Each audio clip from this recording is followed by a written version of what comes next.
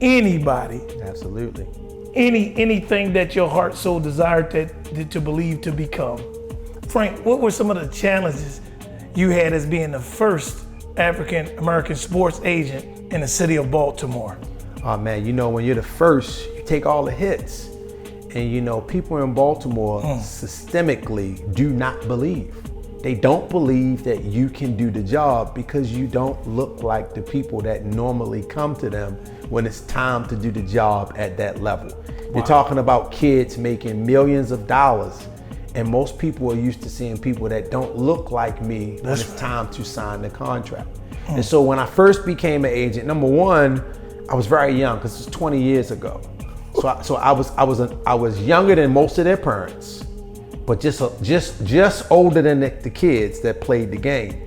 And so that kind of puts you in a catch-22 because the parents don't believe, number one, you have enough skill to do it. Number two, you don't look like the people that normally do it. And then number three, you're just a little bit older than my son. How can you help my son do this work at this level? And most of the people that the kids are connected to, they have a vested interest in you not getting the opportunity. Here's the reason why. Basketball is connected to high school sports, AAU sports, Nike, Adidas, Under Armour. All these people have vested interests in these kids. So if you come, you basically shake the paradigm. That's right. And I came to shake the paradigm. Like, I'm gonna shake it because number one, if it was right, it would be more people doing what I'm doing. But because it's not right, it's a limited amount of people doing what I do at this level. And that tells me everything that I need to know. If it was more people doing it, then I would feel more comfortable about the people making the decisions. But because it's a limited amount of agents and a limited amount of African American agents, like there's only 3 African American NBA sports agents in the city of Baltimore.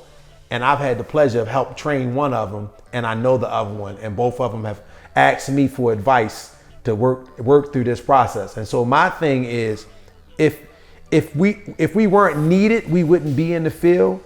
But the fact that it's not a lot of us, most of the parents didn't believe that we could do the work. And that gets frustrating because I know that I can do the job. Like I'm 100% sure now that I'm probably the most qualified person your family is ever gonna come in contact with that wants to see your son win, has the ability to help your son win, and know the things that your son needs to do in order to make sure that he wins and your family wins. And so like when I speak to parents now, I speak in a matter of fact way, like I know that I can do these things. I'm hoping that you'll allow me to work with your child, because most people that do this job, they're not gonna share the information that I've shared with you. Wow, that's awesome. How God recognized you, how you recognize the paradigm. And a lot of people don't understand that word that you said, paradigm shift in a Kairos moment. There's always a paradigm shift in a Kairos moment for everything, especially when you're entering into something with folks don't look like you. But it's just amazing how that you took heart and you walked into something that's changing times. And it's awesome that individuals have to see these things happen in their life so that they can go forth and seeing you lead in that magnitude. Yep. Frank, can you share with some of the viewers about the combine and the draft for us preparing some of the young people that you work with? How do you prepare them for the combine and the draft in the NFL and the NBA?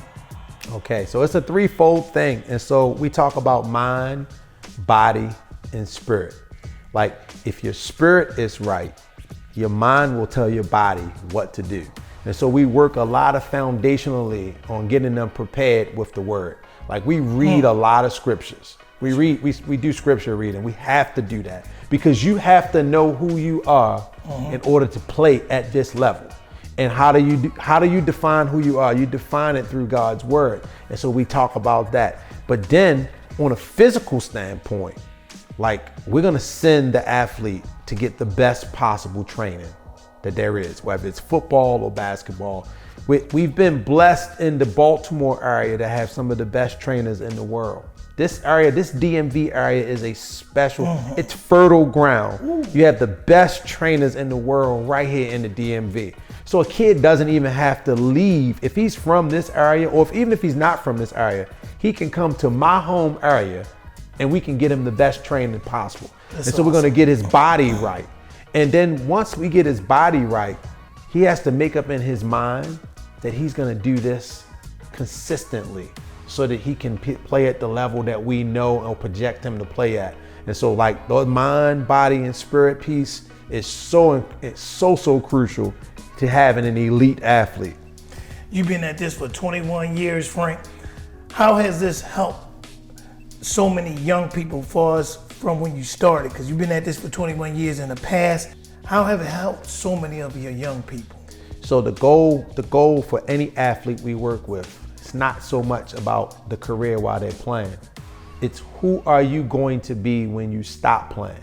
I'll know if I did my job correctly when it's time for you to transition.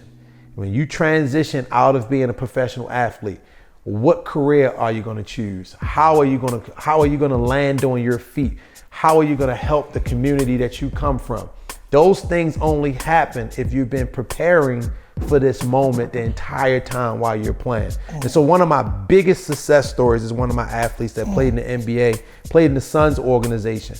He's now one of the top real estate agents in the city of Las Vegas.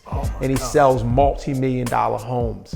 But the reason why he's able to sell those homes, it points back to the foundational work that we did, like knowing who you are, working extremely hard, and then making your mind up. And then most importantly, being loyal and being committed. And so I want you to become a part of my family when I represent you. And we really look for kids that could actually become a part of the EAC global family, because our goal is to help you become a global citizen. That's right. Even I read up on you that how EAC takes care of even post-career, that y'all be preparing them for broadcasting, teaching them how to speak, how to have their money invested so they don't spend all their money up. Touch briefly on that post-career in your program. I got it. So post-career is very, very important. And so over the years of being an agent, we've aligned ourselves with some of the best companies in the world to help athletes put their money in the correct place. Now, the idea is you are going to be an avid listener and you're going to take the lead because it's your money. And I tell athletes that it's your money. Who better to help you manage your money than you?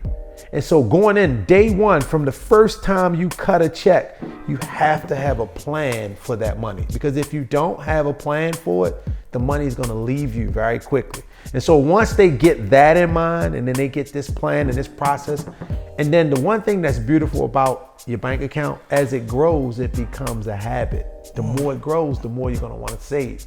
And that's a win-win for an athlete, because now the athlete's looking at their accounts every day. Yes. Oh man, the money did this, the money grew, the money did that. What can I do to do this? Now you got them interested. And usually the thing with an athlete, if whatever they put their mind to, they're gonna go 100 miles per hour at it. So my goal when I meet an athlete is to put his money into investing in his future. Who are you gonna be when you stop becoming an athlete? Because that's who you have to prepare for while you are an athlete. That's right. And if you do that, then you can be that great real estate agent. You can be that great company owner. You could be that great philanthropist or a guy that runs a foundation, because you did all of the work while you were playing. And so now that you have time that you're no longer playing, you can approach that the same way you approached your professional career. And that lets me know that we've done our job as an agency when that happens. That is awesome. And as we close in, Frank, what would you like to say to those, the children, these talented athletes, these children, these youth, and the parents? What would you like to say to them as far as their journey into wanting to see these children to become these educated? They have to be educated as well as their athleticism, student athletes. What would you say to them? Because I've noticed some parents that they had a tough time. And I'm sitting here, I can't lie. And I've just learned so much from you. And as a parent, it's tough when you see your children go through the motions of AAU and certain schools. You know, they work with only certain rec centers, and it's a lot of politics in it. What would you say to these children and the youth and the parents in our closing, Frank? So one thing that I would like to tell all the parents and children, first and foremost, dreams do come true, but they come true when you work hard. And working hard means that you have to prepare. It goes back to preparation. As a parent, I want my son to be an avid reader. The more you read, the more you can see the world through the books.